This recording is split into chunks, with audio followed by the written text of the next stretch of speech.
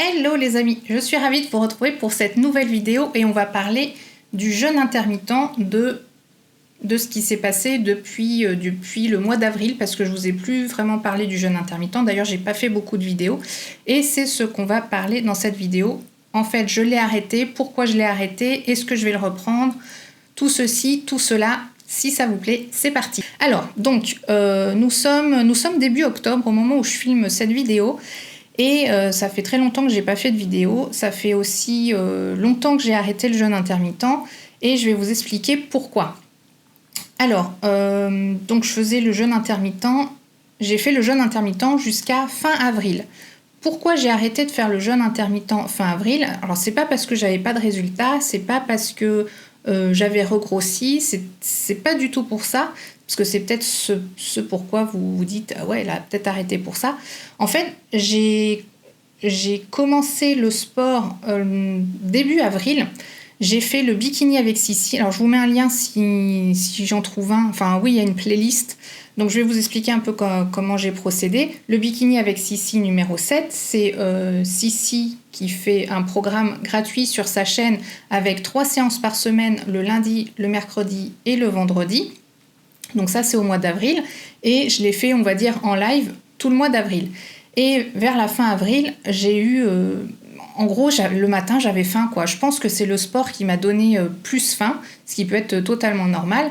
Et je me suis dit, bah, c'est pas grave, si j'ai faim, je mange, comme je vous dis à chaque fois. De toute façon, le jeûne intermittent, on n'est pas obligé de le faire à vie, on n'est pas obligé de le faire tout le temps, on peut le faire certains jours, d'autres pas.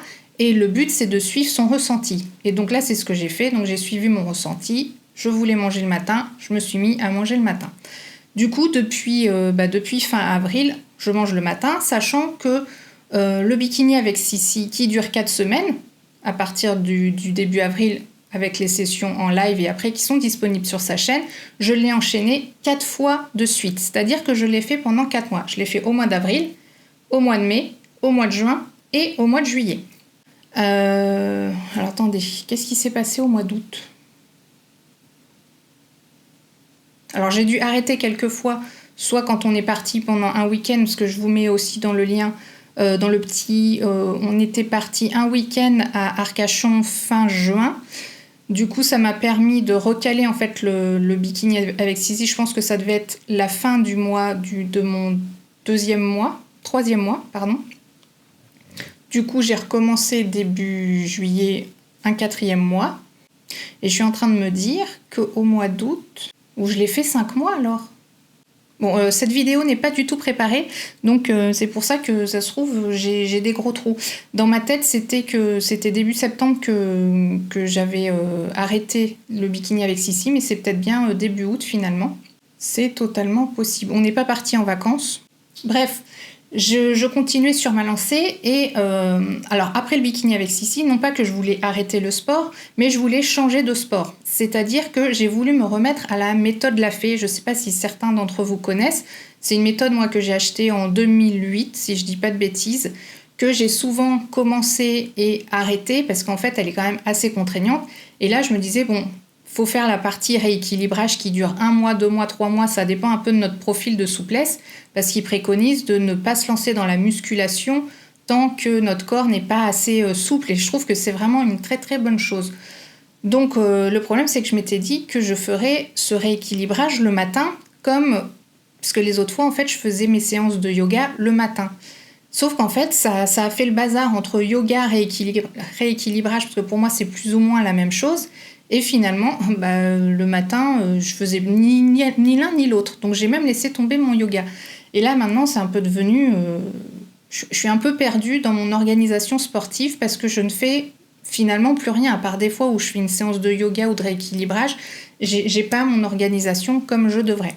Quoi qu'il en soit, au niveau du poids, j'ai repris, on va dire, les 2 kilos finalement que j'avais perdus depuis le début. Mais comme je vous ai dit... La perte de poids, oui, c'est un objectif, mais mon objectif premier, c'est quand même d'être en bonne santé.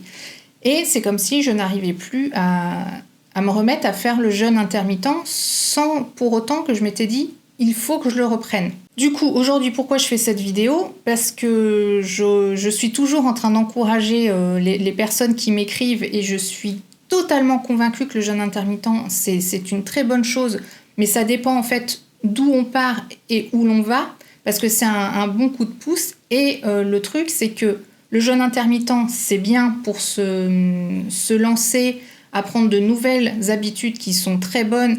Ça permet aussi de ressentir les bénéfices au niveau ballonnement, au niveau digestif, c'est quand même très très bien. Ça donne cette pêche aussi éventuellement que certains ont perdu, parce que quand on est tout le temps en train de digérer, en fait, c'est pas cool. Le corps, il est tout le temps fatigué parce qu'il passe son temps à digérer. Et alors attendez, je vous ai pas dit, mais le jeûne intermittent, même si je l'ai arrêté au quotidien... Pardon, allô. Même si je l'ai arrêté au quotidien, j'ai quand même des périodes, ou des jours plutôt, où je me disais non mais là, par exemple la veille, si j'ai trop mangé, demain matin je mange pas. Vous voyez, c'est aussi simple que ça, le jeûne intermittent, faut pas se prendre la tête. C'est si vous faites des excès, le lendemain vous régulez, et puis surtout si vous n'avez pas faim le matin, faut pas se forcer à manger si on n'a pas faim le matin. Donc voilà, tout ça pour dire que je vais certainement reprendre le jeûne intermittent, mais pas forcément de manière quasi quotidienne.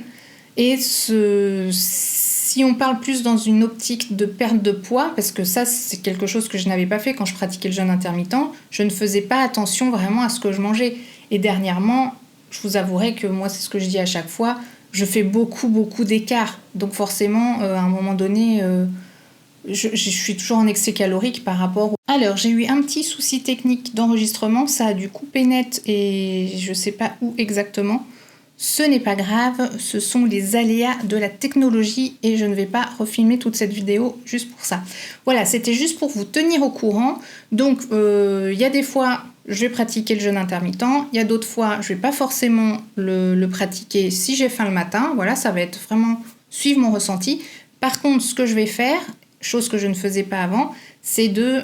alors, compter mes calories, c'est peut-être un bien grand mot, mais suivre un plan alimentaire un peu plus équilibré, oui, on va dire ça, avec une restriction calorique plus contrôlée par rapport à moi, mon corps.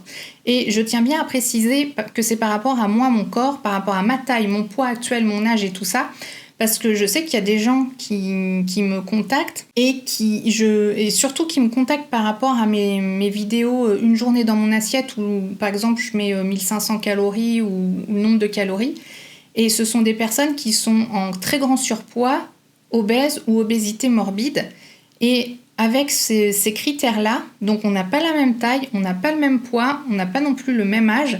Et je tiens vraiment à faire un disclaimer là-dessus, et parce que je vais en refaire d'autres. Je sais que ça vous plaît bien, les vidéos une journée dans mon assiette et tout ça, et je vais essayer de vraiment me focaliser sur le nombre de calories et d'avoir des apports en protéines, lipides et glucides intéressants.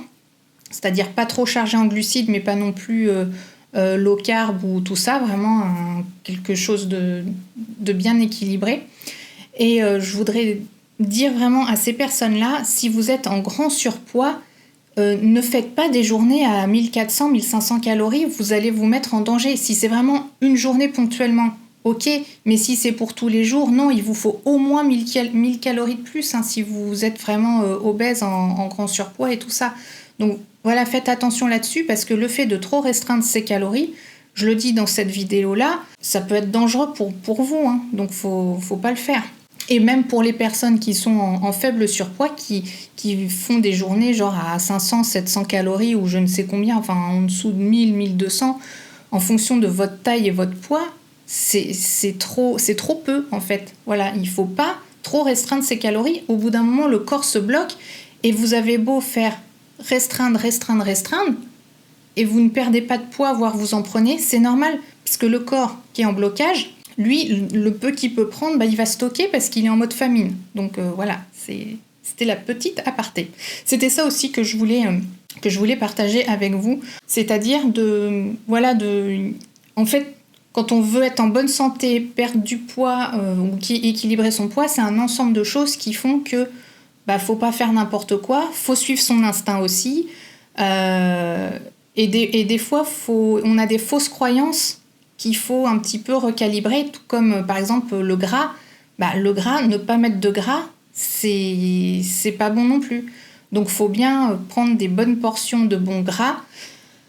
Pas trop de féculents, mais il en faut quand même un peu. Enfin, vous voyez, c'est un équilibre de tout ça. Et moi, j'ai envie de partager avec vous ce que je sais sur le sujet, chose que je n'applique pas forcément tous les jours jusque-là, parce que moi, je pense que quand je mange des trucs sucrés ou des choses comme ça, je pense que je mange mes émotions. Donc ça, c'est un autre problème aussi. Donc c'est un ensemble de choses. Allô, allô. C'est un ensemble de choses qui font que voilà, c'est pas toujours évident d'arriver à notre objectif. Mais voilà, en se soutenant, en ayant les bonnes informations, eh bien, on peut y arriver. Donc j'espère que je ne vous ai pas trop saoulé avec cette vidéo, qu'elle vous aura quand même intéressé. Si c'est le cas, surtout n'hésitez pas à mettre un petit pouce en l'air, à me laisser un commentaire parce que je réponds toujours, à vous abonner si ce n'est pas encore fait, car c'est totalement gratuit. Et plus on est de fous, plus on rit. Je vous mets ici et là d'autres vidéos sur ma chaîne qui pourraient vous intéresser. Et moi, je vous dis à bientôt dans la prochaine vidéo. Ciao!